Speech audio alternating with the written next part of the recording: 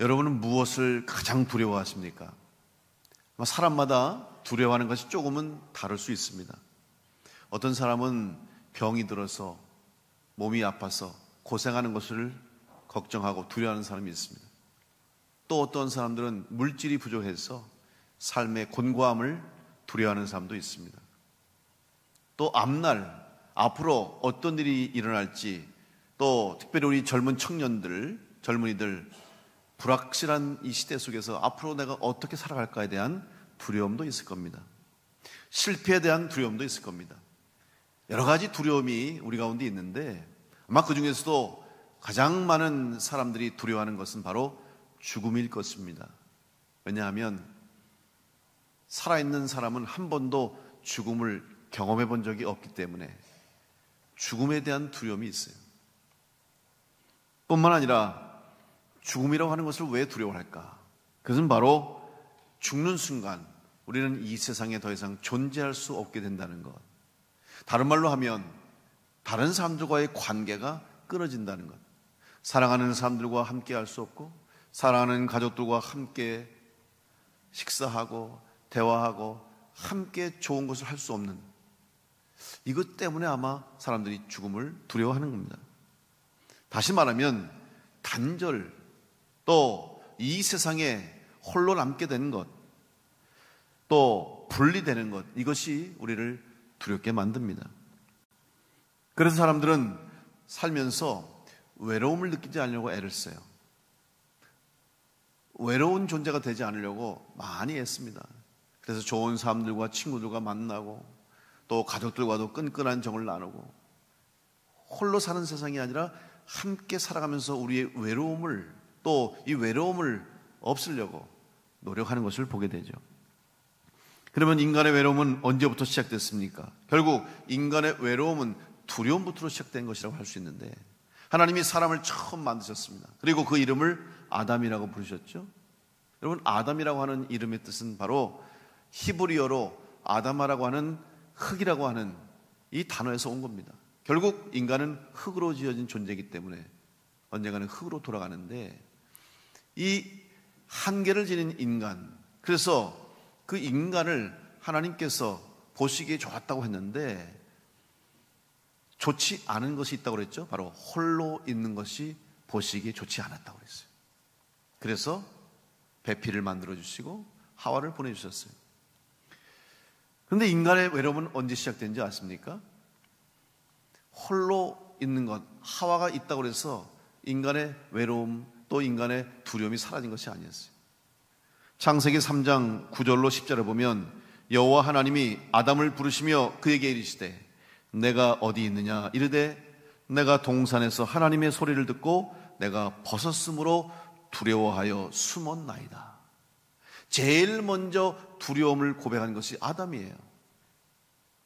그리고 그 아담의 두려움은 어디서부터 왔냐 하면 하나님으로부터 숨었을 때, 다시 말하면 하나님과의 관계가 단절되고 하나님의 약속을 깨고 하나님과의 관계가 깨졌을 때 가장 두려움을 느끼게 되는 것입니다. 인간의 외로움은 하나님의 관계로부터 단절된 순간 시작되었습니다.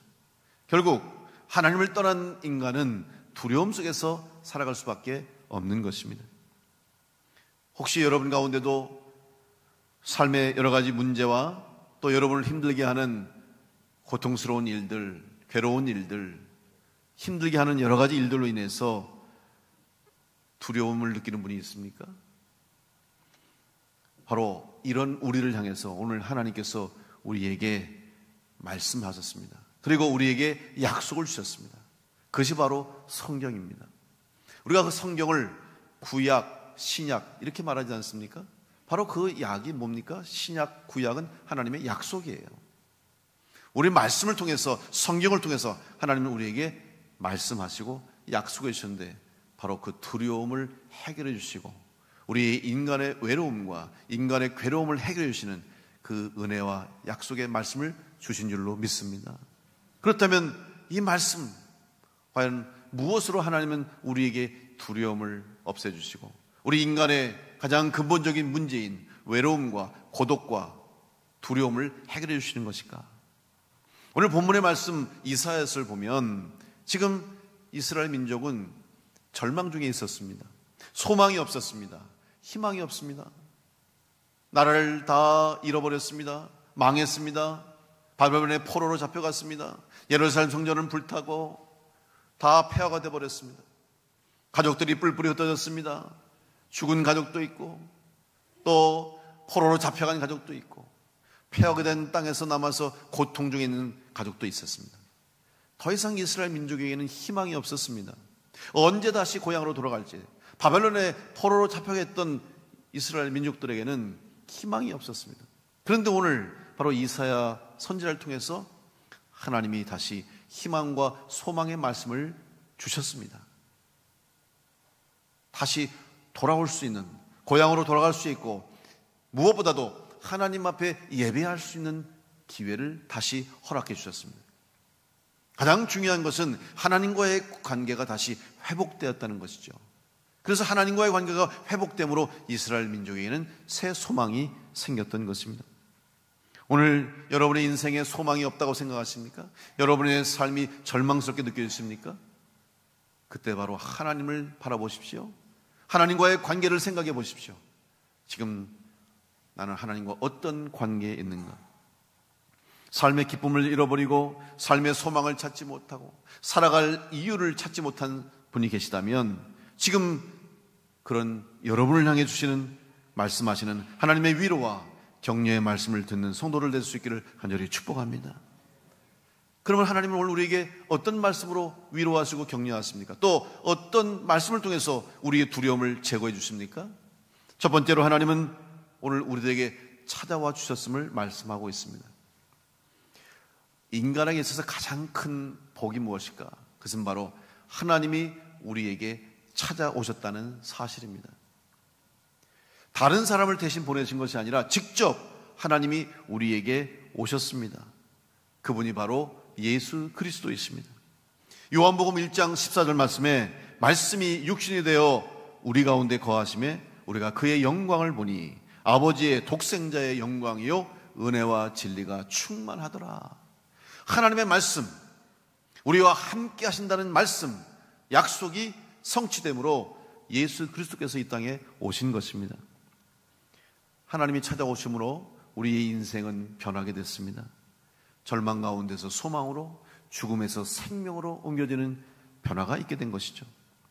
주님이 이 땅에 오심으로 어둠은 사라지고 생명의 빛이 비추게 되었습니다.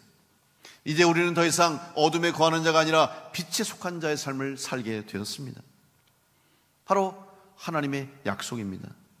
죄의 대가로 죽을 수밖에 없는 우리들, 죄악으로 가득 찬 이 세상을 살려주시겠다고 하나님은 약속하셨고 그 약속을 성취하시기 위해서 예수님을 보내주신 겁니다. 바로 이 세상을 향한 하나님의 사랑과 또한 긍휼히 여기시는 하나님의 마음을 우리에게 주신 겁니다. 이제 예수님을 통해서 우리는 긍휼히 여김을 받게 됐고 예수 그리스도의 십자가의 대속의 은혜로 우리는 죄사함을 얻게 되었고 하나님 앞에 나와 예배할 수 있게 되었고 이제 죽음을 이기고 죽음을 넘어 영생의 길로 갈 수 있는 은혜를 얻게 되었습니다. 이것이 복음이요, 이것이 하나님의 은혜인 줄로 믿습니다. 예수님께서 이 땅에 오셔서 제자들을 부르셨습니다. 제자들이 예수님을 찾아간 것이 아닙니다. 예수님이 제자들을 찾아가셨습니다. 그리고 예수님이 제자들을 불러주셨습니다. 바로 이 땅에 오신 하나님, 우리를 찾아와 주신 하나님입니다. 그런데 우리는 찾아오신 하나님, 우리 가운데 오신 하나님, 여러분 예수님이 이 땅에 오셨을 때 천사를 통해서 하나님이 예수님의 이름을 알려주셨습니다. 그것은 바로 임마누엘입니다. 임마누엘이라 하리라. 임마누엘이 무엇입니까? 하나님이 우리와 함께 하신다는 뜻 아닙니까? 따라서 예수 그리스도를 이 땅에 보내심으로 하나님이 우리와 함께 하심을 알려주셨고 예수님을 통해서 구원받은 성도는 하나님과 동행하는 은혜를 얻게 된 것입니다. 우리는 우리에게 찾아오신 하나님, 우리와 함께 하시는 주님을 통해서 이제 이 생명의 길을 걷게 됐습니다. 따라서 우리들도 이 생명의 복음을 전해야 할 사명이 있습니다. 주님이 교회를 세워주셨습니다. 교회를 세우신 이유와 목적이 무엇입니까? 바로 이 복음을 전하기 위해서, 이 세상 가운데 구원의 복음을 전파하기 위해서 교회를 세우신 거예요. 교회가 이 땅에 존재하는 이유는 바로 그것입니다. 복음을 전하는 것이에요. 우리가 성도들이 교회에서 예배를 드리기 위해서 모입니다. 그리고 하나님 앞에 예배를 드리고 은혜를 받습니다. 그리고 교회의 가장 궁극적인 목적은 예배한 성도들, 은혜 받은 성도들, 구원받은 성도들이, 여러분들이 다시 세상을 향해 나가는 것이 교회의 목적이 되어야 됩니다. 모이는 것으로 끝나고, 모여서 예배하고, 모여서 친교하고, 교제하고, 모이는 것으로 끝나는 것이 아니라 모여서 은혜 받고 예배한 이후에 사명을 가지고, 복음 전파의 사명을 가지고 세상으로 다시 나가야 되는 것입니다. 찾아가는 교회가 되고 찾아가는 성도가 되어야 됩니다. 기다리는 교회가 되어서는 안 될 것입니다. 오늘 우리가 이렇게 믿음의 삶을 살 수 있고 구원받은 성도로, 하나님의 자녀로 살아갈 수 있는 것이 어떻게 가능합니까? 바로 우리나라에도 선교사님들을 통해서 복음이 전해졌기 때문입니다. 지금으로부터 140년 전에 미국의 선교사님들이 우리나라에 들어왔어요. 그리고 이후에 미국과 유럽에 있는 선교사님들이 계속 들어왔습니다. 근데 그분들이 어떻게 들어왔습니까? 우리나라에서 초청을 했습니까? 선교사님을 보내달라고 요청했습니까? 아닙니다. 그들이 찾아오신 거예요. 선교사님들이 스스로 찾아오신 거예요. 왜? 복음을 전하는 주님의 말씀, 명령, 하나님의 약속을 전하시기 위해서 우리 가운데 찾아오신 거예요. 지금으로부터 140년 전에 우리나라 생각해 보십시오. 그 당시에 우리나라 병원 하나 없었습니다. 학교도 없었어요. 그래서 선교사님도 오셔서 학교를 세워주셨고, 병원을 세워서 치료받지 못하고 죽어가는 많은 백성들을 살려냈습니다. 그리고 교회를 세우고 그들의 영혼을 구원해 주셨어요. 오늘 바로 그분들이, 선교사님들이 찾아오셨기 때문에, 이 땅에 먼저 찾아와서 복음을 선포했기 때문에 오늘 우리가 하나님의 자녀로 구원받은 성도로 영생의 길을 갈 수가 있는 거예요. 그런데 여러분, 선교사님들이 어떤 사람입니까? 우리나라에 찾아온 선교사님들이 할 일이 없어서 온 것도 아니고 갈 곳이 없어서 온 것도 아닙니다. 또 부와 명예를 얻기 위해 온 것이 아닙니다. 자신들의 이익을 찾아서 유익을 얻어서 온 건 아닙니다. 오히려 그분들이 만약에 자신들의 유익과 자신들의 명예를 위해서라면 그 나라에 있어야 되는 거예요. 그분들은 다 젊은 20대, 30대 젊은 사람들이었어요. 그리고 자기 나라에서 최고의 학력을 가진 분들이에요. 대학을 나오고 대학원을 나오고 박사, 교수, 의사가 될 수 있고 판사가 될 수 있고 교수가 될 수 있고 사업을 할 수 있고 이런 분들이었어요. 근데 그분들이 그 모든 것들을 다 내려놓고 들어보지도 못했던 동방의 저 끝에 있는 조선이라고 하는, 한국이라고 하는 우리나라에 그들 스스로 찾아왔어요. 바로 하나님의 복음, 구원의 복음을 전하기 위해서 찾아와서 이 땅에서 복음 전하다 병에 걸려 돌아가시고 목숨을 잃고, 이곳에서 아이를 낳았는데 아이가 또 풍토병에 걸려 죽고, 그런 희생과 헌신을 통해서 바로 우리나라에 복음의 씨앗이 뿌려진 줄로 믿습니다. 하나님이 찾아와 주신 겁니다. 이제 우리는 먼저 구원받은 은혜로, 이 은혜를 누리고 있는 우리들이 다시 우리도 이 은혜를 가지고 다른 사람들에게 하나님의 사랑과 구원의 복음을 전해야 할 사명이 있는 줄로 믿습니다. 그것이 바로 우리 교회를 세우신 하나님의 뜻이요 목적인 것입니다. 그런데 우리는 어떻습니까? 이렇게 은혜 받은 사람으로 살아가고 있습니까? 은혜를 받았음에도 불구하고 은혜 받지 못한 자들처럼, 아니면 은혜를 잃어버리고 사는 삶을 살지 않고 있지 않습니까? 탕자는 자기가 아버지의 아들로 사는 것이 얼마나 복된 일이라는 것을 늦게서야 깨달았어요. 아버지 밑에 있을 때, 아버지와 함께 살 때는 깨닫지 못했어요. 이제 자기의 분깃을 가지고 자기 유산을 달라고 해서 외국에 나가서 마음껏 허랑방탕하게 살다가 다 재산을 탕진하고 잃어버리고 빈털털이 거지 신세가 되었을 때야, 그때서야 아버지 집에 있을 때가 행복했구나, 아버지 집에 있는 것이 축복이라 그때 깨달은 거예요. 다시 아버지 집에 돌아갔을 때 아버지는 안아주었고 다시 아들로 인정해 주었던 것이죠. 내가 누리고 있는 은혜를 잊어서는 안 될 것이에요. 성도들이 왜 신앙생활 하다가 믿음이 흔들립니까? 왜 시험에 듭니까? 바로 은혜를 잊어버렸을 때, 하나님의 은혜를 깨닫지 못했을 때, 내가 받은 은혜를 망각했을 때 시험에 드는 거예요. 오늘 여러분의 삶에 이미 하나님이 주신 은혜, 구원의 은혜, 새 생명의 은혜, 여러분 하나님의 자녀로 살아갈 수 있음을 기억하시고 은혜를 잊지 않는 자가 될 수 있기를 간절히 축복합니다. 무엇보다도 하나님이 나를 찾아오셨다는 사실을 기억하시고 주님이 나에게 찾아오셨음을 기억하시고 그 은혜를 기억하며 감사하는 성도로 살아갈 수 있기를 간절히 축복합니다. 두 번째로 하나님께서는 우리 가운데 찾아오실 뿐만 아니라 오늘 우리의 이름을 불러주십니다. 종종 아이들이 길을 잃는 경우가 있어요. 아이들이 길을 잃어버리거나 혹은 부모님을 잃어버리는 경우가 있죠. 그러면 아이들이 뭘 할까요? 길을 잃은 아이들이 제일 먼저 하는 게 뭡니까? 경찰서에 신고합니까? 아니면 주소를 대고 찾아달라고 합니까? 아니죠. 아이들이 제일 먼저 하는 게 우는 거예요. 왜 웁니까? 무섭고 두렵고 불안하기 때문에 우는 거예요. 이유가 뭡니까? 집을 찾아갈 능력이 없어요. 내가 집을 찾아갈 수 있는 능력이 없고 부모님을 찾을 능력이 없으니까 우는 겁니다. 울 수밖에 없어요. 그때 부모님의 심정은 어떻습니까? 아이를 잃어버린 부모님, 하늘이 무너진 것 같고 두렵고 놀라워서 아이를 찾아서 이름을 부르는데 얼마나 간절히 찾습니까? 얼마나 간절히 아이들의 이름을 부릅니까? 소리를 치면서 아이의 이름을 부르면서 애타게 찾죠. 그러다가 그 울고 있는 아이가 자기를 부르는 어머니의 음성, 엄마의 음성, 아빠의 소리를 들으면 그때서야 아이는 안도하고 이제는 기쁨의 눈물을 흘리는 거예요.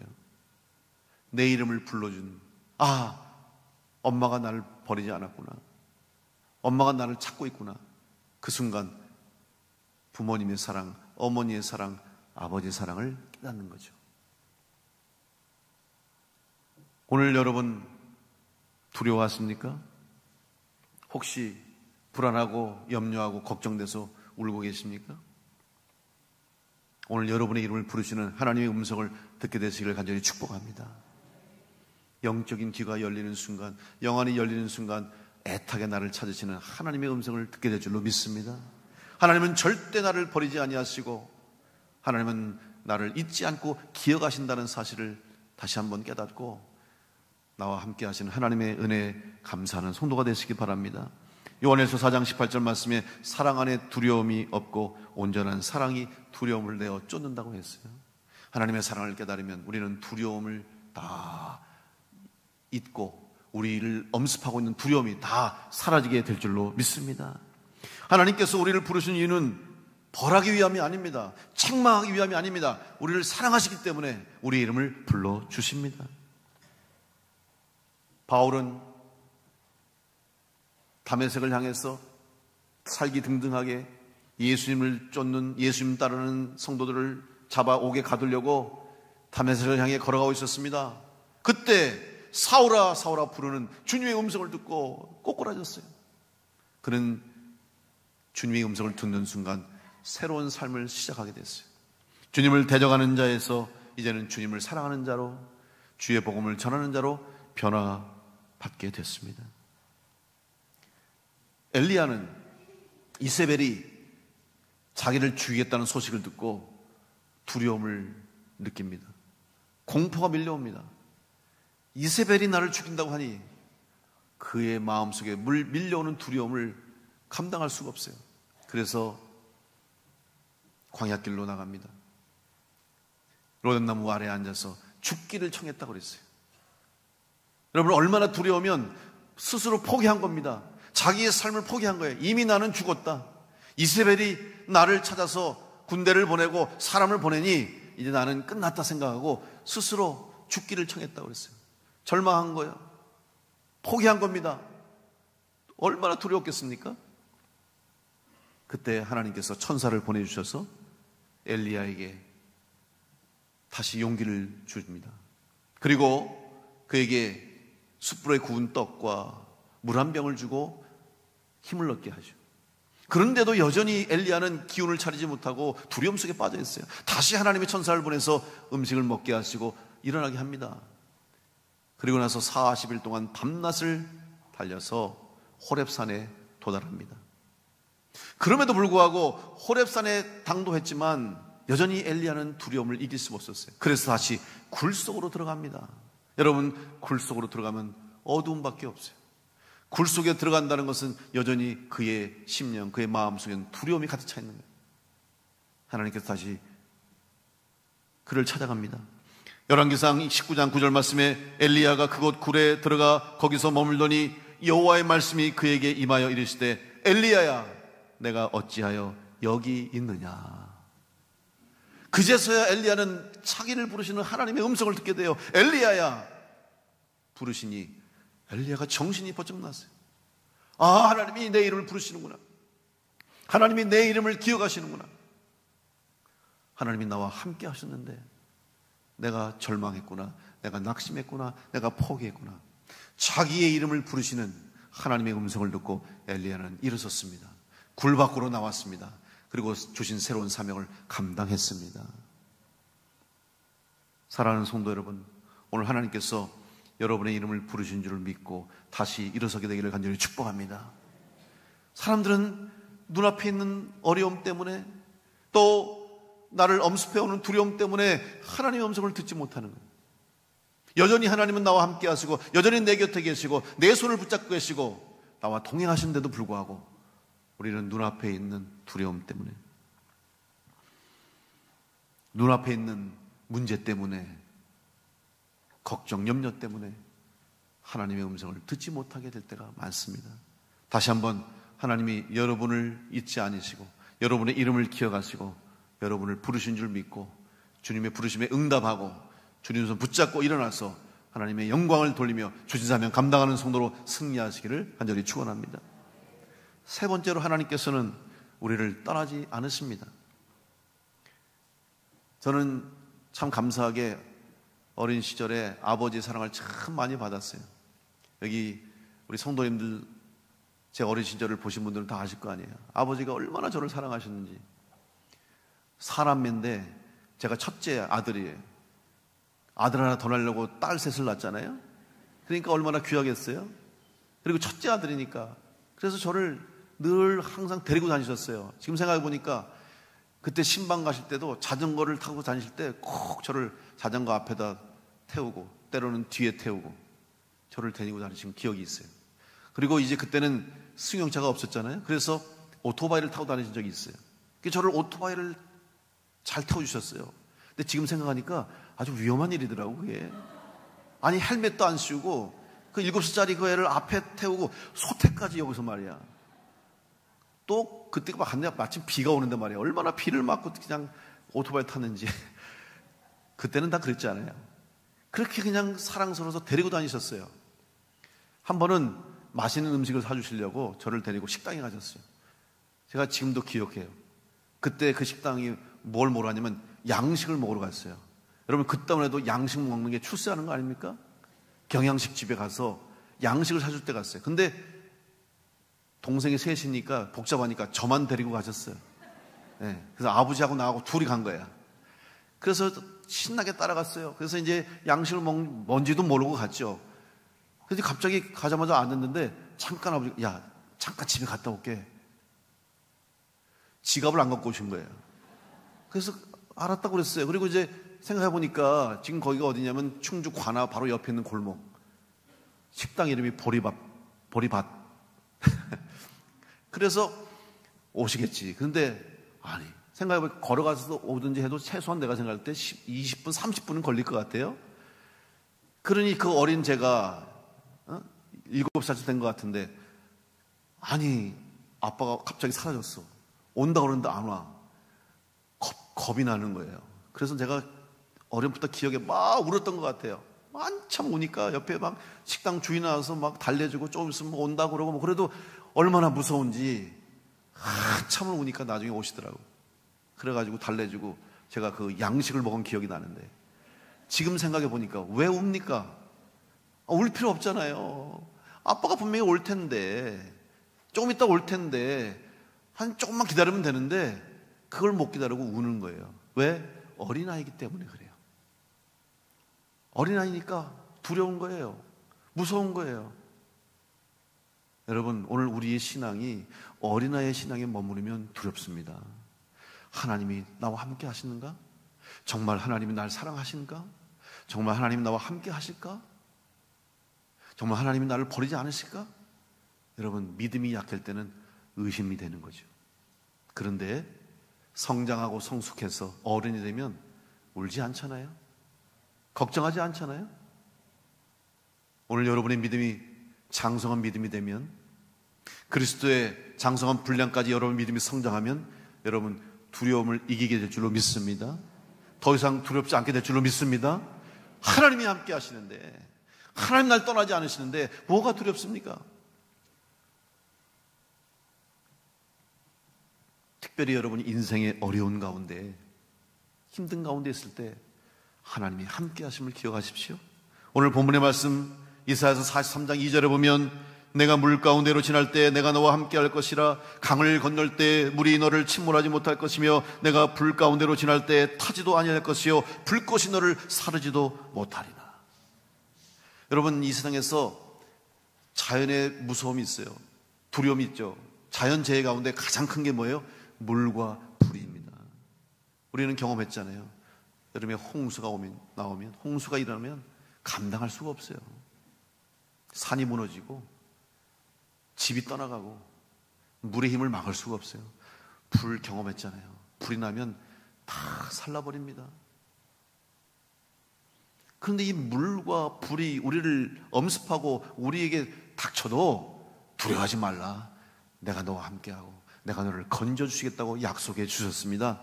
여러분, 이 말씀을 믿고 절대로 우리를 포기하지 않고 우리와 함께 하시고 우리를 떠나지 않으시는 하나님이 함께 하심을 믿고 두려움을 이겨내고 담대함으로 승리하는 성도를 될 수 있기를 간절히 축복합니다.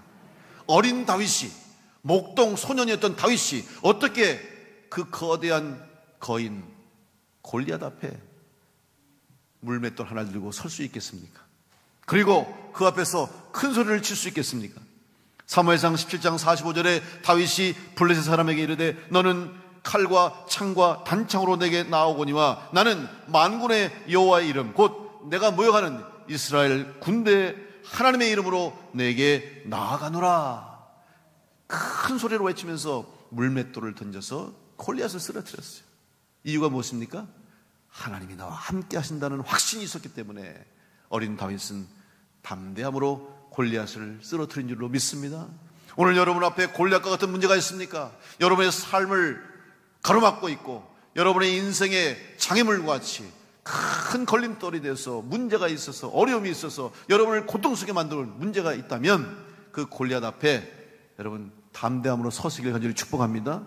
우리들의 힘으로 이기는 것이 아니라 하나님의 힘과 하나님의 능력으로 우리는 그 골리앗을 쓰러뜨리고 나아가게 될 줄로 믿습니다. 왜냐하면 하나님이 우리와 함께 하시기 때문입니다. 하나님이 우리를 떠나지 않으시기 때문입니다. 우리를 사랑하시고 언제나 나와 함께 하시는 하나님을 믿는 자에게는 죽음도 실패도 고통도 두렵지 않습니다. 오히려 두려움 앞에서 더욱 담대함을 얻게 될 줄로 믿습니다. 하나님은 언제나 우리와 함께 하신다고 약속해 주셨습니다. 이 약속을 믿고 이제는 두려움을 벗어나서 과거의 이전의 모습을 벗어버리고 새로운 모습으로, 변화된 모습으로 주님 앞에 서야 될 것입니다. 이사야서 43장 18절로 19절 말씀에, 너희는 이전 일을 기억하지 말며 옛날 일을 생각하지 말라. 보라, 내가 새 일을 행하리니 이제 나타낼 것이라. 오늘 여러분을 통해서 하나님이 새 일을 이루실 줄로 믿습니다. 두려움에서 벗어나십시오. 두려움을 이기십시오. 하나님이 함께 하신다는 믿음을 가지고 나아가십시오. 새 역사를 이루게 될 줄로 믿습니다.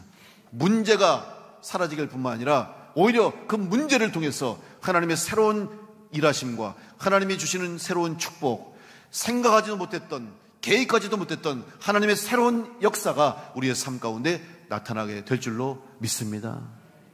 사랑하는 성도 여러분, 하나님이 여러분과 함께 하심을 기억하십시오. 우리들을 사랑하셔서 친히 이 땅 가운데 우리 가운데 찾아오셨음을 기억하십시오.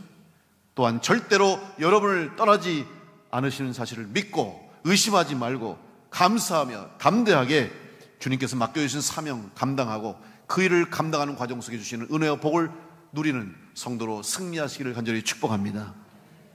결코 우리의 인생과 삶이 헛되지 않음을 믿음으로 고백하며 다시 한번 감사와 기쁨으로 주님의 일에 쓰임받아 생명의 멸관을 쓰고 하나님 앞에 잘했다 칭찬받는 성도로 승리하는 복된 성도들 다 될 수 있기를 간절히 축원합니다.